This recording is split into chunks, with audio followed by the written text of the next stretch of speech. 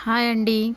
ఇక్కడైతే నేను శారీ క్లాత్‌ని లైనింగ్ క్లాత్‌తోని కటింగ్ చేస్తున్నాండి.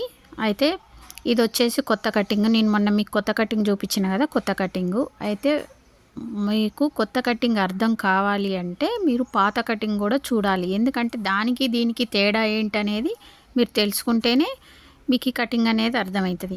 పాత కటింగ్ మీకు బాగా వచ్చిన తర్వాత నేను కొత్త కటింగ్ కొత్త మెథడ్‌లో అది ఇప్పుడిప్పుడే స్టార్ట్ అయిందనమాట. కొంచెం మంది మాస్టర్స్ మాత్రమే ఇంకా కొత్త కటింగ్‌ని చేస్తుర్రు. అందరూ చేయట్లేదు. అందుకని మీరు కొత్తగా నేర్చుకునే వాళ్ళు ఏంటంటే కన్‌ఫ్యూజ్ అయితారు. ఇది రాదు, అది రాదు. ముందు పాత కటింగు నేర్చుకున్న తర్వాత మీకు తప్పకుండా కొత్త కటింగ్ కూడా నేను నేర్పిస్తాండి. ఓకేనా? బాగా నేర్చుకోవాలని ఇంట్రెస్ట్ ఉన్న వాళ్ళైతే తప్పకుండా వీడియోస్ ఫాలో అవ్వండి. మంచి మంచి వీడియోలైతే నేను తప్పకుండా అప్లోడ్ చేస్తా. ఓకేనా? అలాగే స్టిచ్చింగ్ వీడియోస్ ఎక్కువ పెట్టొద్దు అనుకుంటున్నా. అందరికీ స్టిచ్చింగ్ వచ్చు కదా అని మొన్న ఒక వీడియో చేసిన కదా! అయితే ఈరోజు పొద్దున్నే ఒక సిస్టర్ అయితే కామెంట్ పెట్టిరండి. అదే వీడియోకి పెట్టిరు. మీరు కావాలంటే చూడండి. అక్క మాకు స్టిచ్చింగ్ రాదు, కటింగ్ రాదు, 2 చూపించండి. ఇంకా చిన్నపిల్లల బ్లౌజెస్ కూడా చూపించండి అని అయితే కామెంట్ పెట్టిరు. నేను కోర్సే స్టార్ట్ చేసి జుబ్బా నుంచి బ్లౌజ్ రకరకాల డిజైన్ బ్లౌజుల వరకు చెప్పాలని నాకు ఉంది.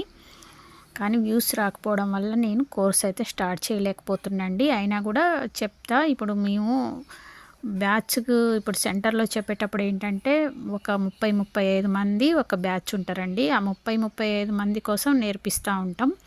అలాగే నా వీడియోలు ఒక 50 మంది 60 మంది చూసినా కూడా నాకు సరేలే ఒక 50, 60 మంది అయితే చూస్తుర్రు, నేర్చుకుంటుర్రు కదా అనేదైతే ఉంది. ఎట్లా కటింగ్ చేసి కుడుతున్నాం కాబట్టి అవి నేర్పించడానికి నాకు అంత ప్రాబ్లం ఏం లేదండి. తప్పకుండా నేర్పిస్తాను నేనైతే.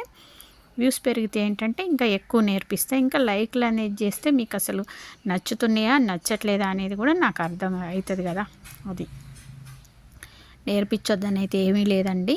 నేర్పించాలనే ఉంది నాకు కూడా. ఓకేనా?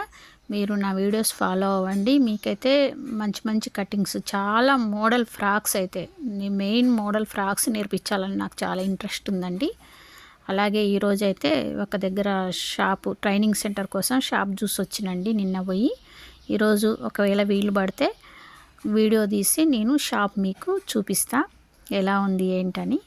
తను కూడా చాలా ఇంట్రెస్ట్గా ఉంది ట్రైనింగ్ సెంటర్ పెట్టుకుంటా అంటే. మీకు ఆ వీడియో తప్పకుండా అప్లోడ్ చేస్తండి. ఓకేనా? నా వీడియోస్ నచ్చితే ఫాలో అవ్వండి. టైలరింగ్ అయితే మంచిగా నేర్చుకోండి సిస్టర్స్. Thank you.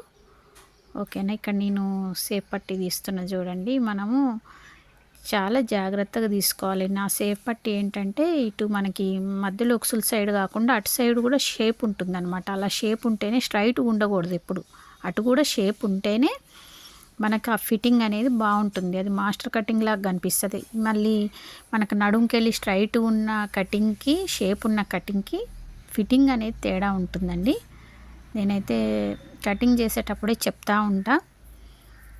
కొంచెం మందికి ఏంటంటే స్పీడ్గా ఉండాలి, వీడియో తక్కువ టైంలో అయిపోవాలి అని. కానీ నేర్పించేటప్పుడు తక్కువ టైంలో నేర్పించాలంటే నేర్పించలేమండి.